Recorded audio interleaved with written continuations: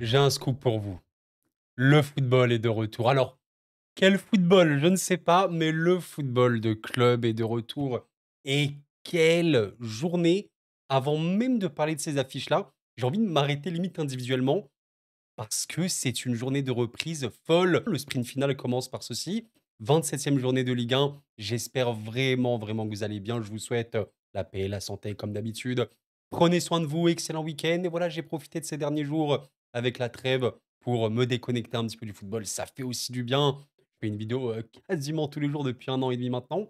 Il faut des moments où on doit couper, forcément. Et je suis très, très, très motivé à aborder tout ce qui arrive. Et déjà, voici cette journée de Ligue 1 que nous avons. 2 derbies, voilà, littéralement Monaco-Nice ici, Lille-Lens ici, mais regardez un petit peu, les matchs que nous avons. Monaco-Nice, 3e contre le 4e, Lille-Lens, 6e contre le 8e, donc des matchs ultra cruciaux pour, notamment la Coupe d'Europe. Vous avez quoi d'autre? Vous avez le Strasbourg-Lyon. Non, de ce vendredi, il est vraiment choquant ce match-là. Lyon et Strasbourg sont 5e et 7e. Strasbourg, on va en reparler juste après, équipe, voilà, qui est extrêmement, extrêmement solide à domicile, entre autres.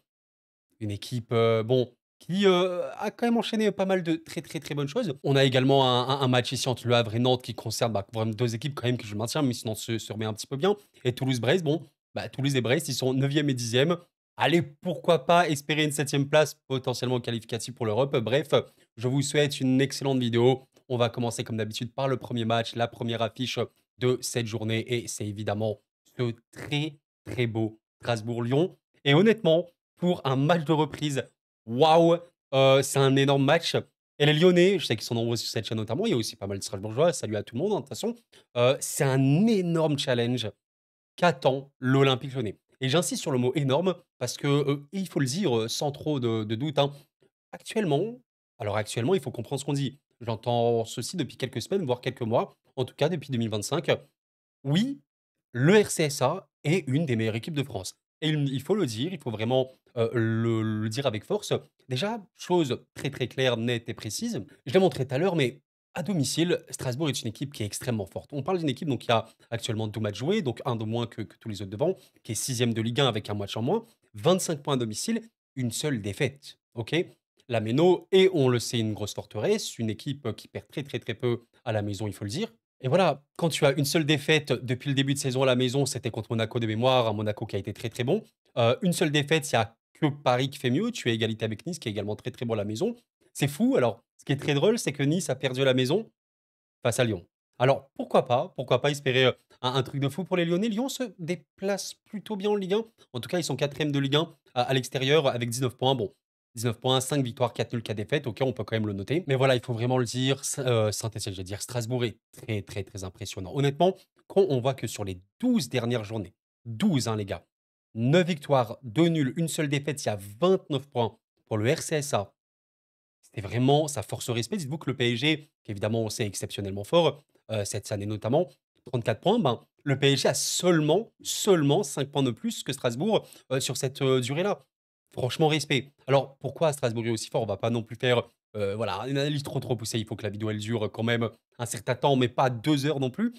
Strasbourg en fait c'est très, très solide en ce moment. Bah, d'ailleurs je pense qu'on peut le voir ici, mais, Strasbourg c'est 6 buts encaissés. Voilà, 6 buts encaissés, ça va vraiment être une des clés tactique, comment faire pour marquer des buts, à cette équipe-là. Il faut savoir aussi qu'ils ont un gardien qui est exceptionnel, voilà, il faut le dire. Alors Petrovic, on n'en parle pas beaucoup. Il est littéralement, mais très, très, très facilement, parmi les meilleurs gardiens de Ligue 1. D'ailleurs, regardez un peu les notes ici en bleu qu'il a, elles sont exceptionnelles. Je tiens à vous dire une chose, Petrovic est en plus un gardien qui est, comment vous dire? Dans le gardien de Ligue 1 qui a sauvé le plus de buts à son équipe. Pour vous dire, c'est pas tant la défense de Strasbourg qui est imperméable, parce que c'est une équipe qui, a tendance en fait à surtout être une équipe, qui peut avoir une attaque de feu. Et Emega notamment peut marquer, peut rater. Une équipe qui est solide, qui est compacte et qui accepte aussi le fait de ne pas trop, trop, trop jouer. Parfois des matchs, il y a beaucoup de matchs où il se passe pas grand-chose, avec Strasbourg, mais ils ont, beaucoup, beaucoup de qualité verticale avec, des passeurs comme Nanassi et cetera qui peuvent faire du mal. On verra bien. Ils ont, d'ailleurs, concédé le score, l'ouverture du score contre Toulouse. Au final, ils sont très, très bien revenus. Voilà, je pense en seconde période notamment, où ils ont enchaîné, les grosses occasions et c'est passé. Ouais, ils ont des top, top joueurs comme Santos ou quoi. Je vois que voilà, mon analyse va vraiment durer, très, très longtemps sinon si je continue. Ce qui est bien, c'est que Lyon a une des meilleures qualités, techniques, individuelles et on va dire, voilà, de Ligue 1. Il y a vraiment des joueurs de très, très, très, très gros talent. On verra un petit peu comment ça revient, mais bon, Cherki, Regardez simplement ce qu'il a fait à la trêve. Il est exceptionnel ce jour-là. Je ne sais pas trop s'il sera disponible. Bon, de ce que j'ai compris, il était peut-être incertain, on verra bien. Mais il y a une équipe qui, offensivement parlant, je trouve, s'est retrouvée. Il faut aussi noter que la casette ne va peut-être pas au mieux. On espère voir notamment Mikotadze titulaire. Putain, Mikotadze, il te fait une entrée, notamment contre le Havre, qui est formidable. Formidable. Il aura été en plus pas mal présent également avec sa sélection géorgienne. Mikotadze, je pense, buteur et passeur, hein. Voilà, buteur et passeur contre l'Arménie. On espère aussi qu'Almada forcément jouera pour les Lyonnais. Franchement, les gars, regardez, je parle depuis 4-5 minutes. Je pourrais parler encore très très longtemps parce que ce match-là, il est extrêmement serré, extrêmement intense. Je me dis, quelles sont les équipes en France actuellement, en fin mars 2025, qui sont capables d'éliminer, je veux dire, d'aller battre Strasbourg à la Méno. Ben, il y a Lyon. Je pense que oui, Lyon fait partie de ces équipes-là. Après, est-ce qu'ils vont le faire? Lyon est sur une très bonne série, c'est vrai. Voilà, ces derniers temps, il y a quand même, beaucoup, beaucoup de victoires, hein, il faut le dire. Je pense que vous l'avez vu, voilà, tout à l'heure, il y a beaucoup de victoires, même en Europe et cetera, c'est vrai. C'est vrai, c'est des matchs plutôt convaincants pour la plupart. Ça joue bien au football. Je pense que ça va jouer sur le niveau de Petrovic également, qui est vraiment, j'insiste, exceptionnel en ce moment avec les Strasbourgeois. C'est un match franchement de très haut niveau. Si Lyon arrive à les battre, ce serait vraiment incroyable et ça prouverait que Lyon veut vraiment cette Ligue des Champions. Je rappelle que voilà, Lyon avec 45 points peut vraiment croire en la Ligue des Champions. Peut-être que dans ces instants-là, on va voir aussi les équipes qui ont un peu plus d'expérience. Strasbourg est une équipe extrêmement jeune, il faut le dire. Fonseca a quand même entraîné le LOSC, a plus d'expérience forcément. Il y a des joueurs à Lyon, même s'ils sont jeunes, il y a plus cet ADN, on va dire, de chercher des grosses fins de saison. Honnêtement, c'est très compliqué. Écoutez, je vais dire un match nul, mais je suis vraiment, vraiment dans cette interrogation de me dire à quel point ce Lyon-là peut poser des problèmes à ce Strasbourg. Honnêtement, j'aimerais bien croire en ce Lyon-là. Je me dis peut-être que Strasbourg, c'est un peu chaud. C'est un peu chaud comme ça, la méno. Pourquoi pas, hein, vraiment. Ils l'ont fait à Nice. Je t'avoue que contre Nice, j'étais en mode un peu la même chose. Pourquoi pas? Je voyais quand même Nice ne pas perdre. Et ben Nice a perdu. Et ben pourquoi pas? Je vois pas vraiment Strasbourg perdre, mais j'imagine pas forcément le Lyon perdre. Donc je vais dire match nul. Voilà, très très long, très très long prono pour celui-là. Bon les gars, pour éviter que la vidéo dure 2 heures, je vais essayer d'accélérer un peu le rythme parce que sinon on n'est pas sorti d'auberge. Bref, le second match, donc on a ce Reims-OM, un match important. Salut à vous, Rémois et Marseille de la chaîne. Comment allez-vous après cette trêve-là? Donc il y a vraiment des enjeux extrêmement cruciaux. On sous-estime ce match-là, mais il n'est pas simple pour les Marseillais parce que oui, bien sûr que bon, c'est si tu es logique et tout. Oui, bien sûr que l'OM est favori sur ce match-là. Ils sont plus forts, il y a plus de qualité individuelle, collective et tout, mais et les Marseillais le savent très, très bien et les Rémois, je pense qu'ils s'en doutent aussi. Reims est une équipe qui va jouer bloc bas, hein, très, très, très, très bas contre Marseille, qui va poser le but. C'est oui, factuellement, bah, Marseille sur les derniers matchs, il y a eu, des moments, voilà, contre Auxerre, contre Nantes, bon, ils ont quand même remporté, contre Lens, ils auront du mal contre les blocs bas. Bon, c'est vrai, et ça va être embêtant. On verra bien si De Zerbi aura notamment trouvé quelque chose, mais il faut aussi, noter qu'il y avait un manque de réalisme assez certain, même des performances de gardien, notamment ici Mathieu Ryan contre Lens, qui était, enfin contre, Marseille, oui, à Lens, qui était très, très bon. Un Marseille qui a quand même montré des belles choses au Parc des Princes, voilà, si on parle simplement, du terrain et du terrain, il y a eu, des séquences, collectives. Alors pas des masses, hein, certes, bien sûr, mais des séquences qui t'indiquent évidemment, Marseille, tu leur laisses des espaces, ça reste une équipe très, très dangereuse. Mais il faut leur laisser des espaces. Bon, qu'est-ce que je peux dire d'autre? Hein, très honnêtement, les gars, ça c'est le classement extérieur. Bien sûr que Marseille se déplace très, très, très bien en Ligue 1. Il y a 4 défaites quand même, mais 9 victoires. La deuxième meilleure équipe de France, sans trop débat, à l'extérieur. Le classement domicile pour les Rémois, il est dramatique. Voilà, il y a 2 victoires pour, Reims, à la maison, c'est très, très, très, très compliqué. Notons un truc, alors, est-ce que ça va le faire pour ce match-là? Je ne sais pas, mais Reims est une équipe qui a eu des points contre des gros. Anecdote assez drôle, est-ce que vous saviez que le PSG n'a pas battu Reims cette saison? Voilà, ce n'est pas une blague, le Reims est invaincu face au PSG. D'ailleurs, je crois que oui, l'OM Reims du début de saison, il y avait 2-2, je crois comme ça. Je vais revoir ça, ouais. 2-2 après, un match honnêtement que les Marseillais auraient pu gagner. Je pense qu'il y a eu, malheureusement un temps faible un peu trop fort pour eux, mais ils étaient vraiment, vraiment, vraiment au-dessus, sur ce match-là, les Marseillais. J'entends le match nul les gars, hein, j'entends le match nul. Scénario, bloc bas, Marseille qui galère, peut-être des arrêts importants de Diouf, enfin qui reste quand même un des meilleurs gardiens de Ligue 1 cette saison. En vrai, pourquoi pas? Maintenant, Reims, c'est extrêmement compliqué. Très, très, très compliqué. Il y a quasiment rien. Ça va lutter sa vie pour le maintien. Il y a en plus très, très, très peu de buts actuellement pour eux. C'est fou. Alors, ça sert d'un match. contre Brest, qui n'est pas le plus folichon ni rien. Ils peuvent avoir un peu de qualité en transition. Diouf reste bon, hein, honnêtement, mais il y a pas de buteur. Il y a des bons passeurs, mais bon, il y a pas de buteur. Dans ma tête, c'est Marseille qui gagne. Alors, je vais peut-être pas monter à 70 si vous voulez, parce qu'on sait pas Marseille contre les blocs bas, mais Marseille, pour moi, va gagner ce match-là. 60, 65, je vais pas monter plus haut, on va dire. Mais voilà, Reims a besoin de points, donc attention quand même. Mais Marseille a besoin de points. La Ligue des Champions, c'est l'objectif absolu. Je pense qu'actuellement, les Marseillais ne s'imaginent pas autre chose que jouer la Ligue des Champions l'année prochaine. Donc voilà, on va vraiment dire ici un ouais, 60-65 pour l'OM. Si vous saviez à quel point je suis heureux, et je pense que je suis pas le seul, vraiment manifestez-vous en commentaire. Le glorieux Saint-Germain est de retour. Alors, grand respect évidemment à Saint-Etienne. Je salue les Stéphanois de la chaîne. Je sais qu'ils sont, bah, ils ont une petite communauté sur la chaîne. Donc, salut à vous, les gars. Et c'est un très, très, très beau match de football. Parce que ça, Saint-Etienne, s'il vous plaît, vous connaissez à quel point Geoffroy Guichard a une grosse réputation. Magnifique, magnifique stade. Très, très, très grande ambiance. Et je suis très content d'affronter Saint-Etienne et revoir Saint-Etienne en Ligue 1. En espérant qu'ils se maintiennent. Moi, je vous avoue que voilà, je le dis haut et fort sur cette chaîne, il n'y a pas de problème. J'aimerais que Saint-Etienne se maintienne. Soyons clairs, ça va être très compliqué. Bien sûr, voilà mon prono, les gars. J'ai pas envie de faire une vidéo de 2 heures, comme je l'ai dit. Oui, oui, dans l'absolu, le pronostic, c'est PSG vainqueur. Enfin, vous avez pas besoin de regarder une vidéo de cours au foot pour savoir ça. Maintenant, si on parle du match et de la physionomie en tant que telle, l'AS Saint-Etienne est une équipe qui a essayé d'avoir le ballon. Voilà, alors je pense que le match le plus important à noter vis-à-vis de ces derniers temps, c'est ce match-là PSG Saint-Etienne, où il y a eu 2-1 au Parc des Princes. On peut dire, ouais, bah, en vrai, ça va, Koro. Voilà, oui, sur le papier, quand tu vas 2-1, tu te dis, c'est pas la folie. Bah, surtout que Dembélé, il met un but sur penalty. Donc, bon, un seul but dans le jeu pour le PSG. Bon, ok, dans les faits, quand même. Voilà, on parle d'un match à 4 XG. Sur le penalty, il y a 3,29 XG. Il n'y en a quasiment pas pour Saint-Etienne. Il y a un but très très beau de Tavitashvili sur coup franc. Il y a 7 arrêts, il me semble 8, ouais, 7 arrêts de Larsonneur. Voilà, le match, bien sûr, qui peut être joué. Là, Saint-Etienne peut prendre 4 ou 5 buts, personne n'est choqué, bien sûr. Mais c'est une équipe qui essaie d'avoir un peu plus de ballon, qui a changé de jeu hein, depuis leur nouveau coach. Et un truc à noter quand même sur Saint-Etienne, c'est quand même une équipe qui bah, marque. Voilà, alors il y a eu très très peu de victoires en ce moment, on le sait, parce que c'est une équipe qui prend des risques, mais ça marque. Voilà, ça a mis 3 buts contre 1, c'est la dernière victoire qu'ils ont eue. Un au PSG sur coup franc, un ici, un 1. Enfin, vous voyez que globalement, ouais, Saint-Etienne marque toujours un but. C'est une vérité. D'ailleurs, ce match-là assez frustrant pour eux parce que je pense qu'ils vont le gagner sur tapis vert, où ils ont été, voilà, ils ont été gagnés, je pense vraiment à Montpellier. Ils doivent le gagner ce match-là pour moi, il y a pas de problème.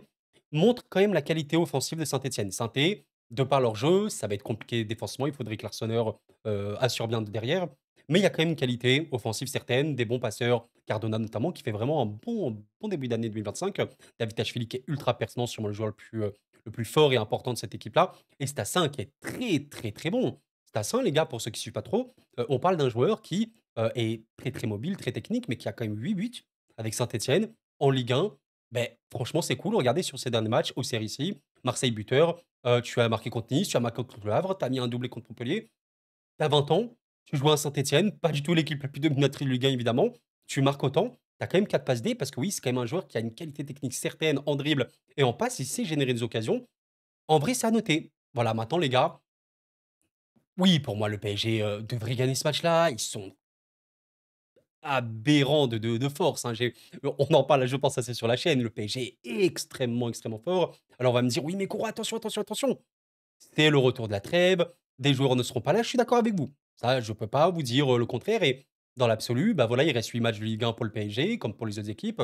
Le PSG cherche à être invaincu, mais ce genre de match piège peuvent arriver. D'ailleurs, Saint-Etienne avait battu LOSC, il me semble, à Geoffroy Guichard après retour de trêve. Il se pourrait que le PSG, avec un gros turnover, hein, forcément, il y aura des joueurs qui ne seront pas là, peut-être des Mayoulou, peut-être des Leeds titulaires. Alors, Lee, je pense qu'il ne sera pas là, il sera absent parce qu'il a été blessé lors de la trêve. Peut-être que voilà, il y aura des joueurs qui ne seront pas là, Pacho, Marquinhos, la défense centrale titulaire ne sera sûrement pas là. Je pense que Beraldo sera là. Voilà, bref, il y aura probablement un turnover, mais vous le savez très, très bien, un PSG, même sous turnover, reste un PSG entraîné par Luis Enrique. Et c'est pour ça qu'on dit le PSG de Luis Enrique, c'est pas le 11 qu'il faut regarder, mais tout simplement, voilà comment ça va jouer. Et bah, d'ailleurs, il y a un exemple récent très, très simple entre 2 matchs face à Liverpool. Voilà, pour ceux qui n'ont pas trop suivi, si jamais vous êtes stéphanois, il y avait ce match-là contre Rennes, pardon. Bah, la composition de base, voilà, c'était celle-ci, avec quand même un turnover important sur beaucoup d'aspects. Pourtant, bah, en première période notamment, il y avait un PSG, complètement dans la maîtrise, à part voilà quelques petites, actions rennaises, mais dans la position évidemment c'était très net. On verra bien en tout cas les gars. Je vais dire victoire PSG par défaut, alors je vais pas monter à 95, à 97 ou je sais pas quoi comme d'autres matchs, parce que ça reste entre 2 traits, parce que Saint-Étienne a besoin de points absolument pour se maintenir, parce que c'est dur de se déplacer à Geoffroy Guichard, je l'ai pas dire, mais voilà quand même, on parle d'une équipe de Saint-Étienne qui pour une équipe qui joue le maintien a eu 17 points à la maison. 5 victoires, 2 nuls à la maison, quand tu joues le maintien, c'est honnêtement bien. Honnêtement bien, évidemment, on sait que le PSG se déplace très, très bien en Ligue 1, il y a pas de problème là-dessus. Donc je vais quand même dire victoire PSG à 75, à 25, voilà, je vais pas monter plus haut, on va dire comme ça et voilà, très bon match, j'ai trop, trop hâte de revoir, le PSG. On en reparlera. Ça, c'est du match, les gars. Le derby de la Côte d'Azur. Je crois qu'on l'appelle comme ça, Monaco-Nice. Deux clubs, qui ne s'aiment pas trop, hein, je pense. Et c'est un super beau match de football. Alors lui, les gars, j'espère qu'il va être explosif. Parce que croyez-moi, pour ceux qui ont suivi Monaco et Nice cette saison, quand ça joue, ça joue. C'est vraiment, 2 équipes, de très, très haut niveau en Ligue 1. C'est des équipes pour moi européennes. Ça dépend de ce qu'on dit, Europa League, Ligue des champions quoi, mais ce sont des clubs européens honnêtement, de par les effectifs, de par le jeu, qui, produit actuellement, ils sont vraiment, vraiment très bons. Rien que par rapport à la data, je vais vous montrer un petit peu au niveau des XG, à part le PSG évidemment qui est très, très largement premier de Ligue 1, c'est bien Monaco, la deuxième équipe qui a généré le plus d'occasions par la frappe, en Ligue 1. Nice est quatrième. Quand vous regardez les occasions concédées par la frappe, eh ben, c'est très, très simple. Monaco et Nice sont troisième et quatrième. Donc, c'est des équipes vraiment qui sont très, très, très serrées. Même au classement, bah, voilà, elles sont littéralement, 3 et quatrième, égalité de points, différence de but égale. Non, mais ça me termine. C'est vraiment la même chose. Juste, Nice a perdu 5 fois et Monaco a perdu 7 fois. Donc, plus de défaites pour Monaco, mais une victoire de plus. Tellement beau, j'ai vraiment ce genre de match, les gars. Je mange pour vous dire un petit peu, regardez, même à la maison, Monaco est très très bon. Ça va être à Louis II. Deux défaites seulement à la maison pour Monaco, 9 victoires. Donc c'est la deuxième équipe qui a le plus gagné à la maison. Mais Nice se déplace plutôt bien. Ouais, Nice, c'est quand même voilà, 19 points à l'extérieur. 5 victoires, ok. C'est à noter, tranquille. Je suis même parti revoir un petit peu l'historique de Monaco et de Nice ces dernières années.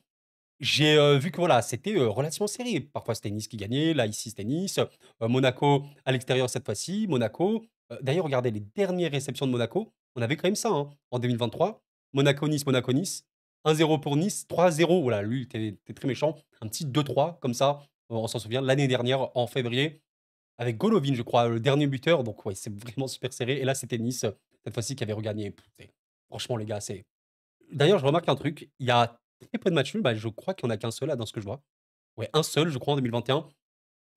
C'est c'est ce que je peux vous dire sur ce match-là, des attaques de feu, des attaquants vraiment qui sont très, très dangereux. Biéret, notamment côté Monaco, au but, Akliouche et cetera. Côté créativité pour l'ASM, Nice, énorme, énorme, énorme. Guessant, j'allais dire oui, Guessant, qui est très, très, très, très bon en ce moment. Nice, alors, a eu un coup de moins bien, c'est une vérité, voilà. Il y a eu un match contre Auxerre assez terrible hein, pour les Niçois parce qu'ils sont globalement meilleurs. Ils ont beaucoup, beaucoup plus d'occasions en seconde période. Le rouge de Bard les met vraiment mal et but à la dernière seconde encaissé, c'est vraiment terrible. Mais tu as quand même une attaque qui est satisfaisante et un Guessant que je trouve très, très, très, très, très, très bon. Un des meilleurs attaquants de ce championnat sans aucun problème. Il est vraiment énorme. Donc voilà, attention quand même à Nice, qui même a vécu un match contre Lyon, allez, j'allais dire relativement équilibré dans un temps, mais ils ont un peu craqué à la fin. Monaco, c'est un peu les montagnes russes en ce moment, hein, ça peut vraiment beaucoup, beaucoup, beaucoup cacher, derrière, on le sait, hein. Défensivement, on l'a vu contre Toulouse. On l'a vu, je suis désolé de remuer le couteau d'appeler en Ligue des Champions également. Terrible pour les Monégasques, mais ça reste tellement, tellement fort, sur l'aspect, construction. Il y a tellement de qualités, en fait, techniques dans cette équipe. Il y a mine de rien un double pivot que j'aime beaucoup, notamment Zakaria, qui est très, très bon. Les gars, quel prono vous voulez donner? L'instinct que j'ai actuellement, c'est de me dire Monaco m'a peut-être l'air d'être un peu le plus préparé à jouer des gros matchs par rapport à ce que j'ai vu récemment, mais Nice en Ligue 1 a vraiment joué de très, très, très bons matchs, même contre le PSG à la maison, où Nice avait vraiment été, je trouve, super pertinent. Il y a aussi ce contexte psychologique, hein, on sait, voilà, Nice, Monaco, bon, bah, on le sait, hein, voilà, c'est un derby. Non, vraiment les gars, je suis incapable de vous donner un pronostic là, pour moi, c'est que le meilleur gagne. Enfin, vous me dites, Monaco, pour moi, c'est du 50-50, mais quasiment sûr. J'ai pas envie de mettre un match nul, parce que je veux pas imaginer un match nul pour ce match-là. Mais les gars, j'en sais rien. La vérité, je peux pas vous dire un prono, parce que pour moi, Et c'est dingue parce que c'est pas forcément le cas tout le temps, mais le classement qui montre le même nombre de points, la même différence de but, m'indique à quel point c'est serré et équilibré. Franchement, c'est un des matchs les plus serrés et équilibrés de cette saison pour moi. C'est vraiment du 50-50, mais je vais dire 51-49 du coup. Et on va dire pour Nice, pourquoi pas? Allez, petite victoire à l'extérieur. Alors en vrai, j'avoue, je serais choqué. Non, en vrai, dans ma tête, c'est plus Monaco, mais je vais être Nice, voilà. Non, en vrai, si Nice va battre Monaco à Louis II, là, en vrai, il faut applaudir. Je parle quand même d'une équipe de Monaco qui a perdu que 2 fois à la maison quand même. Donc on verra bien. Pitié des buts, messieurs, s'il vous plaît. Un petit 3-2, un petit 2-3, je sais pas, un petit 3-3. Des buts, s'il vous plaît. On veut manger en ce samedi soir. Magnifique match en perspective. 51-49 Nice. Je ne saurais même pas vous argumenter pourquoi tellement ce match-là est imprévisible. Bon, eh ben, est-ce qu'on serait pas sur le petit match des outsiders là, hein, le petit TFC Brest. Comment allez-vous, mes chers Toulousains et mes chers Brestois de la chaîne? Un petit peu un match, alors comment on le décrit ce match-là? Le 9e contre le 10e, est-ce que ces 2 équipes vont vraiment finir milieu de tableau ou tu vois cette petite 7e place qui, pourrait être qualificative pour la Conference League et pourquoi pas? En tout cas à l'instant T, Toulouse a un petit désavantage avec ses 34 points. Brest, elle se met un petit peu mieux quand même, 37 points. Brest, qui, enchaîne quand même plutôt bien. Bah, voilà, je montrais ça un petit peu tout à l'heure. Ça, c'est le classement des équipes de Ligue 1 depuis 12 matchs. Ouais, Brest, c'est quand même 21 points sur les 12 dernières, journées. Il y a 6 victoires, il y a 3 nuls. C'est bien, c'est un résultat qui est quand même, positif et ces derniers temps, alors, il y a des matchs vraiment tronqués pour les Brestois où je sens aussi une fatigue naturelle. Ils ont joué vraiment beaucoup de matchs, cette saison avec la Ligue des Champions. C'était un peu trop. J'ai ressenti ça, notamment contre, bah, tu vois, ce match-là ici contre Reims. Reims, on sait qu'ils sont terribles. Bon, quand tu cadres 0 frappe, il y a un petit problème. On attend, forcément beaucoup de certains joueurs, voilà, notamment de Lespelou qui va apporter beaucoup de dynamisme à cette équipe-là, qui est frais normalement, qui revient, on sait qu'il a été blessé, qui est revenu, on le sait très bien. D'ailleurs, un supporter brestois de la chaîne qui se reconnaîtra m'a évoqué, voilà, de faire attention au petit, Macalou, hein, qui vient d'arriver. Au Stade brestois, très, très jeune, 18 ans. Alors est-ce qu'il pourra apporter? On ne sait pas. En tout cas, il est rentré, face au Stade de Reims. Donc Brest, voilà, en demi-teinte, qui est fatigué, mais qui reste une équipe qui est dangereuse, avec pour moi des passeurs très, très bons. Un potentiel buteur comme Ajorc, hein, qui a quand même pas mal marqué, qui s'est un peu, calmé, mais quand tu as Lala, quand tu as, allez, voilà, même, Camara, notamment la passe et cetera, tu as des joueurs, qualitatifs. D'ailleurs, ça me rappelle ici ce match-là contre Lyon qu'ils ont perdu. Il y a eu un gros, gros début de match, vraiment. Après, ils ont un peu, baissé en rythme, ouais. Défensivement, ça peut avoir du mal. Alors Toulouse, ce qui est particulier, c'est qu'il y a eu 2 gros scores, contre Angers, contre Le Havre. Match contre Monaco, ils ont eu du mal. Ils ont réussi à marquer à la fin, notamment avec une boulette, mais voilà, ils ont poussé. Ils ont eu du mal et quand je dis du mal, attention, hein, c'est pas non plus ils ont plongé ni rien, mais Monaco, on sait qu'ils sont forts. Ils ont eu certaines opportunités, notamment en seconde. Voilà, on sait que Toulouse peut le faire et en fait, ce qui est particulier, c'est que Toulouse a ouvert le score très tôt face à Strasbourg.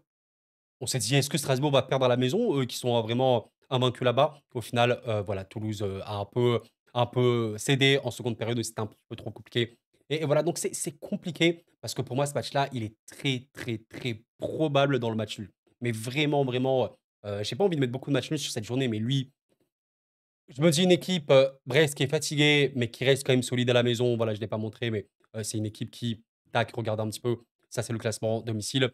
Voilà, Brest, c'est quand même 24 points. C'est 3 défaites, certes, c'est 7 victoires, 3 nuls, c'est bien. Toulouse est quand même une équipe qui se déplace bien en Ligue 1. Voilà, tu vois, 5 victoires, 3 nuls.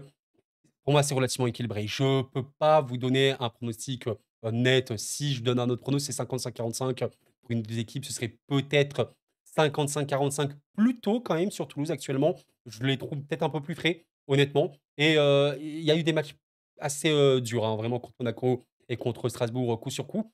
J'ai pas trouvé non plus Toulouse dépassé ni rien. Donc quand tu es, face à Monaco et face à Strasbourg, bah, pas non plus dépassé à fond. Pour moi, ça indique quand même que tu es relativement bon. Il y a notamment eu, en fait, à chaque fois, une période pour Toulouse.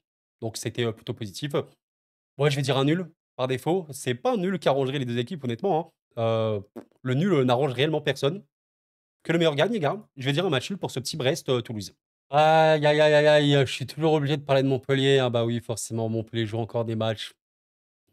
J'ai rien contre les Montpelliérains. Je pense que vous le savez. Je sais que, voilà, certains peuvent interpréter mes propos, bon, comme ils le veulent, mais j'ai rien contre Montpellier. Sincèrement, juste, bah, cette équipe, La souffrance, qu'a cette équipe actuellement n'a pas de sens et surtout qu'à part, voilà, ce nombre de défaites incalculable, ils vont se déplacer à Auxerre. Salut aux Auxerrois notamment de la chaîne, je sais qu'ils sont aussi nombreux. Heu, voilà, Auxerre, alors c'est une équipe qui se déplace pas bien, il y a pas de problème. Montpellier, c'est 11 défaites. À l'extérieur, une victoire cette saison, 5 buts marqués, OK? Mais Auxerre à la maison, c'est quand même bon. Il y a que 2 défaites pour Auxerre, je sais plus trop contre qui, je sais plus. C'est parmi les meilleures équipes de Ligue 1 à la maison, avec 2 défaites seulement, 6 victoires et 5 nuls et en fait, à minima, si Auxerre ne gagne pas, ils ne perdent pas. Généralement, c'est à peu près ça. Non, je vais pas honnêtement les gars, avec toute la bonne foi, non, non. Je vois vraiment, vraiment Auxerre, potentiellement, en fait, faire mal même à Montpellier, c'est-à-dire un Auxerre qui prend l'ascendant un peu psychologique, Montpellier qui va enchaîner les occasions et tout. Ouais, je peux totalement imaginer ça, un peu comme, qu'est-ce qu'on a vu? Ben, il y a eu un match récemment où j'ai trouvé Auxerre super voilà, c'est très, très, très bon Auxerre, notamment en première période. Voilà. Voyez un peu cette première période face à Reims, Reims qui est en crise absolue, on le sait bien. Et ben, Auxerre qui a quasiment 2 XG, 9 tirs, 6 cadrés, 3 grosses occasions. Je peux imaginer cet Auxerre-là, face à Montpellier. Montpellier, il y a quasiment rien aujourd'hui et en plus de ça, je vais même pas développer, ce match-là a été interrompu. Auxerre a des certitudes en plus. Je trouve qu'il y a quand même des joueurs actuellement Auxerre qui sont super, super bons. Perrin est super méga bon. Je sais que ça fait plaisir à certains que je dis, je parlais de Kevin Nado sur ma dernière vidéo concernant la Ligue 1, qui est vraiment très, très pertinent également. Traoré junior reste super cool. Snaouiko peut toujours apporter en sortie de banc. Donovan Léon fait une vraie bonne saison en vrai. Non, vraiment les gars, Auxerre est plus fort. Auxerre est plus fort que Montpellier sur tous les points aujourd'hui. Pour moi, il y a vraiment un écart et quand tu sais qu'Auxerre était en Ligue 2 l'année dernière, ouais.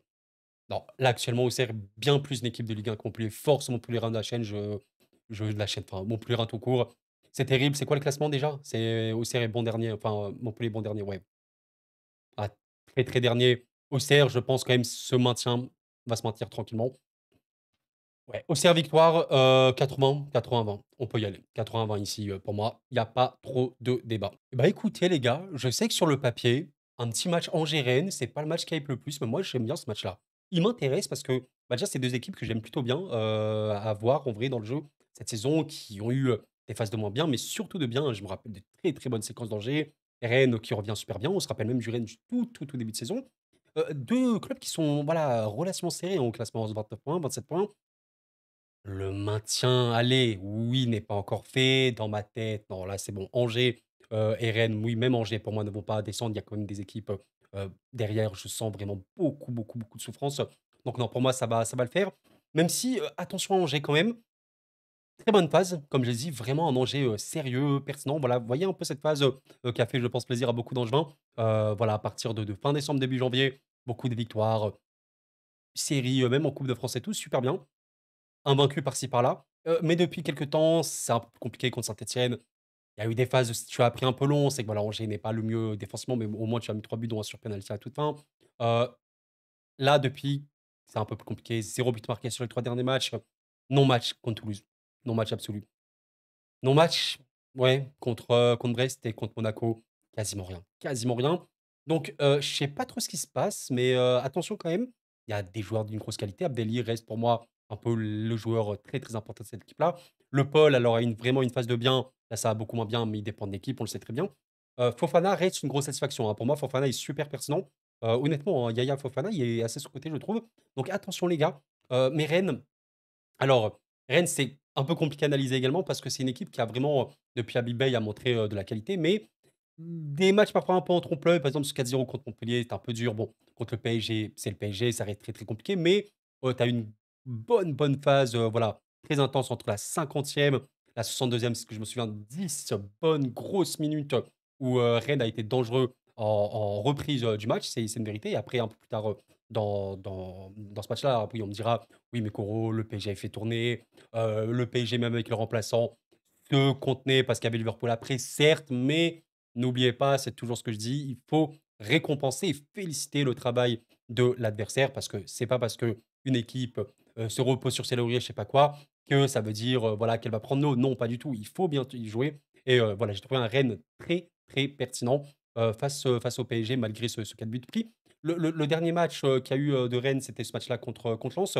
Match globalement fermé, hein, où il y avait pas grand-chose. Tu me diras que c'est compliqué de jouer à Lens, je suis d'accord avec vous, surtout que Lens se revient, je trouve, assez bien. Donc c'est un peu compliqué de lire en fait cette équipe rennaise. Je te dirais aujourd'hui que c'est un match comme ça, SCO-Rennes, qui quand même, quand on ne sait pas trop ce que ça peut donner collectivement, il faut regarder l'aspect individuel.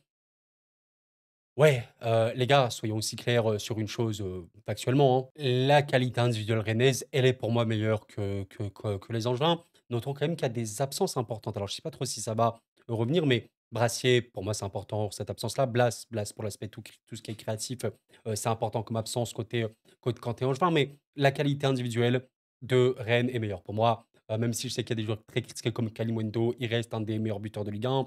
Il reste un joueur qui est pertinent, je pense, sur un terrain d'un point de vue collectif. Mathieu Siwa, Assignon, il y a des meilleurs joueurs. Il y a des meilleurs joueurs. Brissamba, on le sait, quand c'est un Brissamba de grosse qualité, il n'y a pas de problème. Normalement, Fafana devrait revenir. Je crois qu'il a été suspendu face à Lens. Dans ce sens, je dirais plus une victoire de Rennes, mais disons que je me base aussi sur le fait que Angers va vraiment, vraiment mal, en espérant que l'attrait pour eux ait fait du bien. Et un Angers, quand même, peut avoir beaucoup de pertinence. Après, il y a un truc voilà, que je vais vous montrer, forcément, je suis obligé. Devinez quoi? Ouais, Angers, c'est alors pourquoi? Je ne sais pas, mais c'est vraiment une des pires équipes à la maison. C'est très surprenant, c'est la deuxième équipe qui a le plus perdu à la maison, Angers. 8 défaites, 3 victoires, 11 petits points. Par contre, Angers se déplace plutôt bien. Mais c'est à l'inverse de Rennes. Rennes se dépasse très très très mal avec 2 petites victoires pour les Rennais. Mais je pense que sur les derniers matchs, on va regarder ça. Je pense que voilà, voilà, il y a une victoire contre Montpellier ici. C'était la dernière victoire à l'extérieur pour les Rennais. Et là, l'autre victoire qu'ils ont eue, c'était contre Saint-Etienne le 8 février. Donc voilà, on va dire qu'ils ont un peu inversé la tendance. Entre guillemets, là, c'est une équipe qui joue le maintien également comme Angers. Peut-être que Rennes va le faire. On verra bien, les gars. Pour moi, c'est relativement serré vis-à-vis des états de forme. Mais Rennes a une meilleure qualité individuelle. Donc, je vais dire Rennes vainqueur ici. Ouais, 60-40, on peut dire. 60-40, je vais pas monter non plus trop. Mais il faut que Angers marque. Il faut qu'Angers aussi arrive à marquer. Parce que si Rennes ouvre le score et Angers est incapable de produire quoi que ce soit, comme c'est les 3 derniers matchs, ça va être un peu compliqué. On va dire Rennes ici 60-40. Bah, en vrai, ce match-là entre Le Havre et Nantes, il est super beau. Il est super beau parce que je trouve que c'est deux des équipes qui se battent le plus en ce moment. Il y a beaucoup, beaucoup, beaucoup de force, de caractère. Je trouve notamment chez les Havrais. Si vous êtes supporter Havrais, soyez fiers de votre équipe parce que c'est extrêmement compliqué. Bien sûr, actuellement 16e de Ligue 1, si tu considères que Saint-Etienne a battu Montpellier et a les 3 points, Le Havre serait 17e de Ligue 1, c'est vrai, mais la mentalité, elle est là. Et Nantes, bah, c'est un peu la même chose. C'est que bon, là, pour le maintien, ça va un peu mieux. Il y a quand même eu 2 victoires sur le cadre de match très, très crucial, dont celle-ci, les gars, contre le LOSC. C'est fou. C'est là où tu vois que le football, ça peut tellement jouer, j'allais dire à rien. Tu as une première période très terne où il y a quasiment rien pour les Nantais, mais qui peut faire le dos rond. Et moi, c'est ce que j'aime dans cette équipe de Nantes. Elle sait subir, elle sait bien subir, je trouve. Et voilà, avec un peu un petit peu d'action, on peut faire beaucoup, beaucoup de bien. Et ah, il y a un homme, notamment cette saison, moi je l'aime beaucoup, Moses Simon. Je le trouve vraiment, vraiment, vraiment euh, le meilleur comme le pire. Je sais que certains Nantais critiquent Simon, n'aiment pas forcément le joueur ni rien, mais il faut comprendre un truc, c'est qu'un joueur qui a beaucoup de déchets, un joueur qui est très, très frustrant, c'est un joueur qui prend des risques. Bon, voilà, 6 buts, 8 passes D, bah, pour une équipe comme Nantes, c'est vraiment, vraiment beaucoup. Au-delà des passes D, la création d'occasion, bah, Moses Simon, voilà, on peut regarder ça en direct, les gars. Ligue 1, OK, vous regardez les stats, vous regardez les joueurs, occasion créée en Ligue 1, qu'est-ce qu'on a? Et ben, on va regarder tranquillement. Et ben, voilà, Moses Simon est ici, 2,3 occasions créées par match pour environ pour lui. Ceci n'est absolument pas étonnant. Donc voilà, Nantes est vraiment, vraiment, bien par rapport à ses joueurs individuels que je trouve très pertinents. Collectivement, c'est peut-être pas l'équipe la plus aboutie, mais on est solide. On essaie de voir un petit peu sur nos points forts, bah, notamment Simon, à la créativité, Ablin qui peut marquer quelques buts quand même, et Leroux notamment que je trouve super méga pertinent honnêtement, ces derniers temps je le découvre à peine, 19 ans les gars. Donc c'est cool. Lopez, bon quand il fait ce genre de match-là, forcément ça fait du bien. Lopez peut être très, très, très, très important. Donc voilà, un Nantes qui est beau. Alors ce qu'il faut avec Le Havre, c'est que ça a été longtemps une des équipes qui marquait le moins en Ligue 1 et je crois qu'actuellement, bah, voilà, Le Havre c'est 26 buts, hein. C'est toujours parmi les équipes qui marquent le moins en Ligue 1, mais regardez un truc très, très drôle, sur les derniers matchs, il y a eu 2 buts face à Lyon, 4 buts face à Lens. Alors j'avoue que c'est, vraiment très, très drôle. un match, voilà, vraiment où tu as vu plein, plein, plein d'abnégation, hein. Contre Lyon, tu es là, tu finis la mi-temps, tu mènes 2-1 je crois, ouais 2-1 face à Lyon, à l'extérieur. Tu te dis: «Mais attends, mais c'est ce qui se passe, on peut rêver plus grand». Bon évidemment, après le match a complètement tourné en faveur de Lyon, on le sait très, très bien. C'est pas une équipe solide, Le Havre, on le sait bien. Il y a des bons joueurs, Abdoulaye Touré est très pertinent pour moi, Soumaré notamment peuvent être bons, il y a pas de problème. Il y a des bons joueurs, c'est pas parce que tu es faible au classement que tu as que des joueurs mauvais. Mais c'est juste que collectivement, c'est pas assez abouti, on le sait très bien. Le Havre est une des équipes les plus faibles de Ligue 1, bien évidemment, bien évidemment. Le Havre, Nantes, j'ai oublié de vous le montrer comme d'hab. Il y a un truc, c'est que Nantes, voilà, 11 points à l'extérieur, donc pas du tout une équipe qui gagne beaucoup de points à l'extérieur, 2 victoires seulement. Mais et ça, c'est un truc que je comprends pas parce que le stade Océane, c'est plutôt un bon stade. Là, c'est vraiment critique. Le Havre, 7 points à la maison, 2 victoires, un nul et 10 défaites. C'est terrible, c'est beaucoup, beaucoup, beaucoup trop élevé. D'ailleurs, c'est quoi le dernier match, du Havre à la maison? C'est contre Saint-Étienne, une équipe que je le maintiens, on le sait. Un match où voilà, c'était, on va dire 50-50 avec quand même des situations, côté Le Havre, peut-être un peu plus côté Le Havre. Ouais, voilà. Je crois juste qu'il y a une seconde période totalement ratée de mémoire, ouais, voilà, une seconde période beaucoup, beaucoup moins qualitative pour les Havrais. Non, les gars, j'ai pas de feeling. Honnêtement, j'ai pas de feeling, mais le Havre a une bonne mentalité, mais je me dis peut-être que Nantes est un peu meilleur. Est-ce que Nantes gagnerait encore? Parce qu'il y a quand même pas mal de victoires pour Nantes. En vrai, vis-à-vis du visage que je vois du Havre, je vais quand même, allez, me dire pourquoi pas un nul. Nantes se déplace pas non plus à fond. Très, très, très bien. Pourquoi pas un nul? Mais les gars, honnêtement, franchement, si vous me dites ne mets pas nul, je mettrai Nantes. Voilà, si vous me dites ne mets pas nul, je mettrai Nantes. Mais à 55-45, tu un truc comme ça, 60, grand max. Mais je vais dire un nul, parce que je vois quand même il y a un beau visage du Havre. Je n'ai pas vu le Havre mauvais dans la mentalité sur les 4-5 derniers matchs. Non, c'est pas le cas. Donc, je me dis ça peut quand même jouer, on verra bien. On va dire un match nul ici, j'ai pas vraiment un bon feeling pour le Havre, on verra bien. Et pour bien terminer cette journée, mes chers camarades, un match de prestige entre le LOSC et le RC Lens. Le derby du Nord, hein, je pense qu'on l'appelle comme ça. Voilà, je suis reparti aussi revoir, comme Monaco-Nice, l'historique de ces 2 équipes, depuis que Lens est remonté en Ligue 1. Mais franchement, il y a eu, bon Lille, hein, Lille sur les premiers temps, 4-0, 3-0, mais notons, 2022, c'était l'année de Lens. 2022, il fallait pas parler, à Lens, par rapport à Lille. Victoire, ici de Lens en 2021, pardon, la saison 21-22, 1-0. Élimination de Lille par Lens en Coupe de France et 2-1 à l'extérieur, hein, pour les Lensois. Donc c'était dur, mais depuis, Lille 1-0 ici, 1-1, 1-1 et Lille encore une fois ici 2-1 et on s'en souvient en octobre 2-0 pour Lens, pour Lille, je crois en plus des buts en toute fin de match. Ouais, terrible, hein, vraiment. Pour moi, il y avait match nul. Donc il y a quand même pas mal de petits matchs nuls par-ci par-là. Ces derniers temps là, vraiment, ça va pas, on n'analyse pas, ceci vis-à-vis de ce match-là, on bien évidemment. Et franchement, c'est un match super méga compliqué à lire parce que si on était sur le Lille du, ouais, début de saison et cetera, invincible quasiment et cetera, bah, on était vraiment sur un match, pour moi assez compliqué et surtout que Lens a eu une période de moins bien. Lens a vraiment eu une sorte de mini crise. Je sais pas trop ce qui s'est passé mais, compliqué, des matchs qui, étaient vraiment, vraiment même dans le jeu. Bah, je pense par exemple à ce match-là contre Nantes. Nantes qui on sait n'est pas forcément au mieux, avait énormément d'occasions. On le sait, Lens a perdu beaucoup, beaucoup, beaucoup de joueurs. Ils sont bien revenus. Il y a même eu une défaite 4-3 s'il vous plaît contre le Havre. Ils sont bien revenus dans la mentalité. Là, vraiment mentalement, il s'est passé quelque chose. Cette victoire, à Marseille, elle a fait beaucoup, beaucoup de bien. Ce match-là contre Rennes, c'était pas du tout le match le plus fou, hein, et cetera, on le sait très bien. Mais, il y avait, une vraie mentalité. Je pense qu'il y a aussi, peut-être, je sais pas, je vais pas extrapoler non plus. On sait que Will Seal, a eu des problèmes personnels vis-à-vis de sa femme et tout. On le sait très, très bien. Peut-être que ça a aussi joué dans le groupe, hein, le vestiaire et cetera. Tu vois, avec ton coach, même les supporters, tout le monde. Peut-être, ce genre d'événement peut souder, à fond et c'est une vérité. Donc Lens, pour moi, arrive avec un capital confiance qui est positif, contrairement à Lille, parce que Lille aujourd'hui, je vais être très honnête avec vous. Vous me dites: «Coro, est-ce que Lille est meilleur que Lens?» Je vais pas vous raconter du mytho. Oui, Lille est meilleur que Lens. Oui, il y a pas, je pense que vous êtes lensois, avec tout le respect, hein. Lens est une superbe équipe de football, une équipe professionnelle. Aujourd'hui, Lens est top 8, pour moi facile, OK, il y a pas de problème malgré les pertes.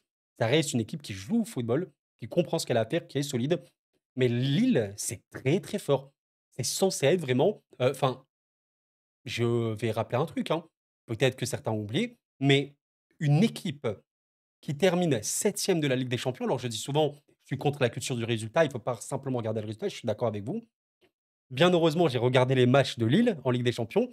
Croyez-moi, ils l'ont pas volé cette 7e place. Ils ne l'ont pas volé. Peut-être qu'il y avait un peu des réussites par-ci par-là. Dans l'absolu, ils se qualifiaient dans le top 15, pour moi, minimum. Ils étaient très, très bons et oui, Lille est vraiment une superbe équipe. Mais depuis, ces derniers temps, une élimination, contre Dortmund qui fait très, très, très mal, où tu te déjoues pour moi quand même beaucoup en seconde période.